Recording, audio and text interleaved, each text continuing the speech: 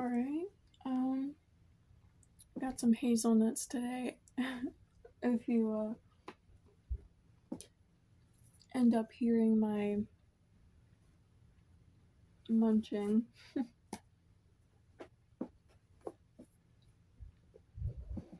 I went out with some friends to a flea market, farmer's market type of place this past Saturday, and there was a crystal shop in there. It's basically like a flea market mall, so like some stores were there, but it wasn't like an established store. Like, I guess, like, I wouldn't really know how to explain it. Um, but that's not the important part. Oh my gosh! And I just realized how many cards is in this deck. That's wild. Um,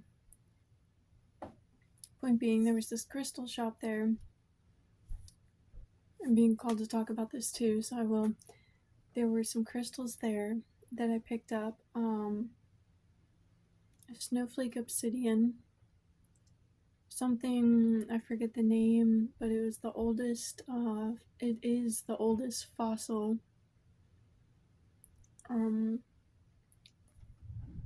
Like ever. And then this type of jasper. Oh wait, no, that one is jasper. A jasper, a snowflake obsidian, a peach moonstone, and the fossil, which is the oldest fossil that actually came from algae, however you pronounce it. And I tell you, I picked up the snowflake obsidian and this fossil, and I was holding it in my hand just because like those were the two that I was called to, and bro, I felt that deep. And then I picked up the other two, and I grabbed whichever ones I felt called to, which is hilarious because all of them like either had both of these characteristics or at least one, which was either it looked like an eye or it had a split, which has great significance to me. Um, but while we were there was a section, like a little basket full of loved tarot cards that was really just tarot that had been used. It came back to the store and was cleansed and was being resold, but it was a blind box and they covered it with a paper and put it in a bag, and you just had to like trust your intuition. I am glad that I had the conscious knowing before picking, because I went over to ask a question to the shop owner, and she let me know um,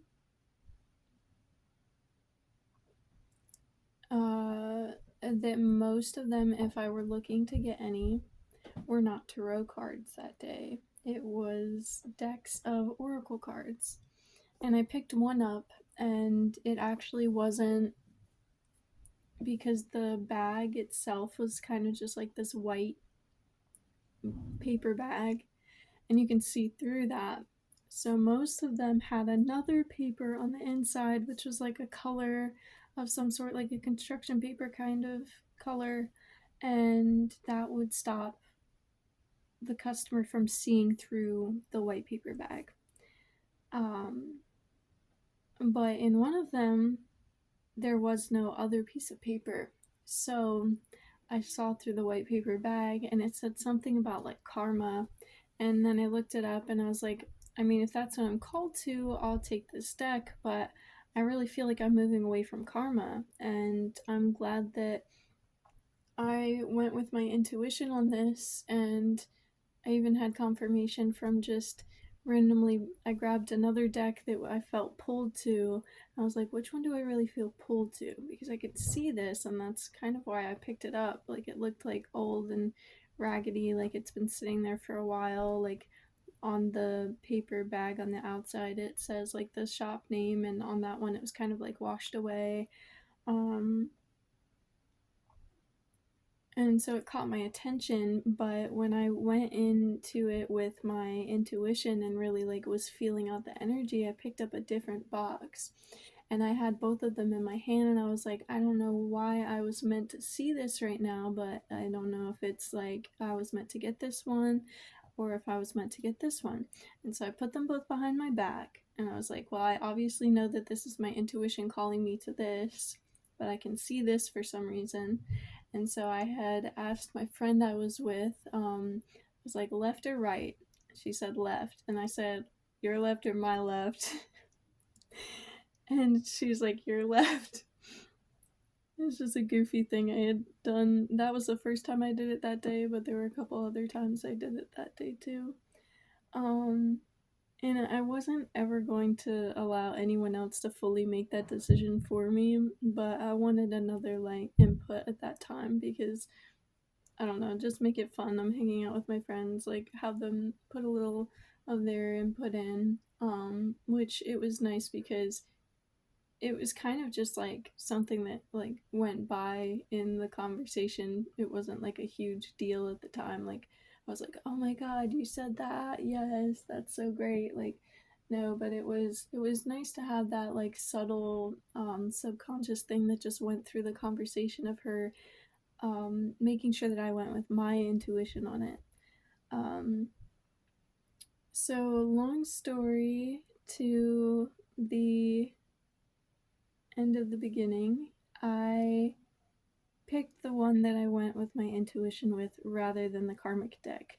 And that is huge for me because that was like a physical embodiment of me choosing to move away from the karmic ties and the karmic energies and these karmic relationships, these karmic thought patterns, karmic traumas from past lives, and wow. Uh, and so I picked this, and I was like, I'm not gonna open it until I'm home. I almost wanted to do like an unboxing video because this is like the channel I do tarot on, and channel 4. But I ended up opening it on the phone with my mom, and I pulled a card for her, a card for my little sister Kiara, and a card for me that night. And the first card I pulled just to like look at it before I even picked one for anyone ended up being the same one that I picked for Kiara, which was interesting because I felt connected with it in a different way than I'm sure if Kiara wasn't 4 years or almost 5, but if she was a little older and able to pay attention to what I was saying and sit there for me to read through the guidebook, it would have connected a lot with her, and it still did. My mom listened to it, and yeah, so let's get into it. This, the Lightworkers Oracle, is the cards that I picked, and as we started this video, I came to the awareness that there are 44 cards in this set and the guidebook, um, which I hadn't recognized before, but angel numbers. Um, this one is very connected to angels and the. I'm almost forgetting what they are called. I pulled a card for my brother that night as well, later that night. And I also felt connected to his. I think I felt connected to all of them. Um, and just confirmation after confirmation on why I was meant to have this deck. I opened it and was immediately like, wow, because I have my Light Seers Tarot deck and now I have my Lightworkers Oracle, and it's just my spirit guides are pushing me more and more and more to connect with, trust, fall into, embrace, and truly acknowledge accept and love and cherish my divine feminine and my, I wasn't even going to say that actually. I was leading to my light, rather than fully diving into my shadow anymore. It's the cultivation, the balance of both. And now it's me like being able to express in these ways without worrying about anything else truly other than how I see myself, which is, am I being truly authentic and me and open, and how can I be more so that, but not in this anxiety ridden way anymore, just accepting where I'm at in every moment and loving and cherishing that, to my core. And it's been such a beautiful process. Even the days that I feel are trying, it's all I know in the moment. I have this awareness that it's all part of the process. Um, and it's interesting because um, another thing I'd like to share is yesterday I saw a post and it asked, "How are you feeling?" or something like that. And it was a light worker group on Facebook. And it's so peculiar. Every time I go to truly, truly share something meaningful in that group, mm, my comment or my post gets immediately denied or taken down. um,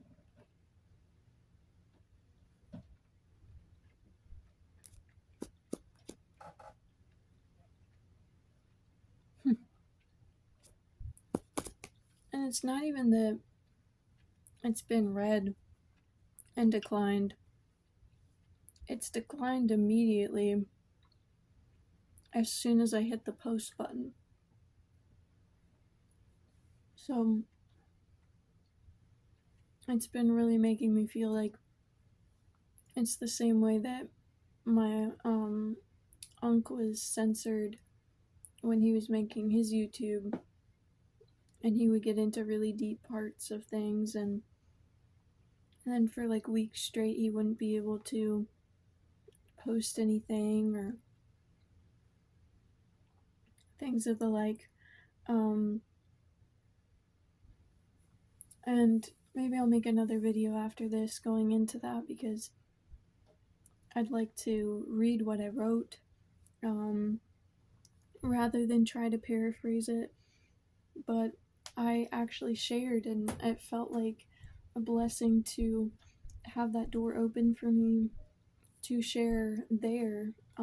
Not that I didn't feel like I could share or express in my own journals and my videos, but yesterday did feel heavy for me again. Um, in the way of, since I left my dad's, it has been a constant, like I mean constant. It's like a week cycle of, um, well, at the beginning, the unpleasant uh, portion of the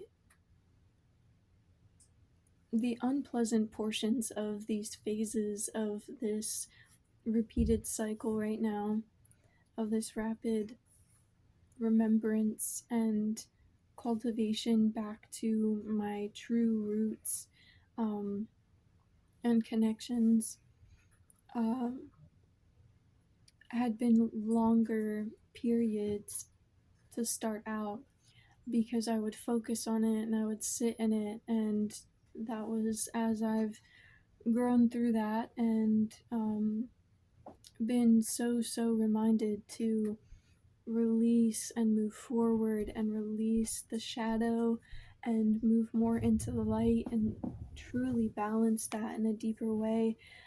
Um, I had,